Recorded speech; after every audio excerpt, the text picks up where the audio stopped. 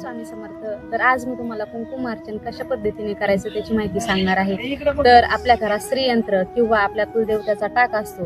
त्या टाकाला काय करायचं, एका ताटात घ्यायचं किंवा श्रीयंत्राला ताटामध्ये घ्यायचं. त्याच्यानंतर डाव्या हातात माळ घ्यायची आणि उजव्या हाताला कुंकू घ्यायचं आणि पाची बोटीनं आपल्याला काय करायचं, कुंकू घ्यायचं आणि ओम आयम ह्रीं क्लीम चामुंडाय विच्चे नमो नम असं टाकावर सोडून द्यायचं किंवा श्रीयंत्रावर सोडून द्यायचं. अशा पद्धतीने ही पूर्ण माळ जप करून घ्यायची आणि तेच कुंकू आपल्या कपाळावर लावायचं. तर हे कुंकुमार्चन कधी करायचं, शुक्रवारी, मंगळवारी, अष्टमीला किंवा पौर्णिमेला हे कुंकुमार्चन करायचं. त्यानंतर महाराजांच्या नैवेद्याची मांडणी.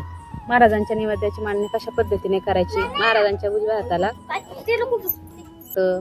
फिक्के पदार्थ, महाराजांच्या डाव्या हाताला चटणी, लिंबू, लोणचं, तळलेले पदार्थ आणि महाराजांच्या समोर वरण, भात, भाजी, पोळी या पद्धतीने महाराजांच्या नैवेद्याची मांडणी करायची.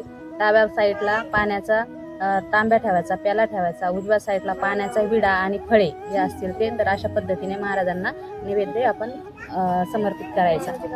माहिती आवडली असेल तर नक्की लाईक करा, शेअर करा, फॉलो करायला विसरू नका. श्री स्वामी समर्थ.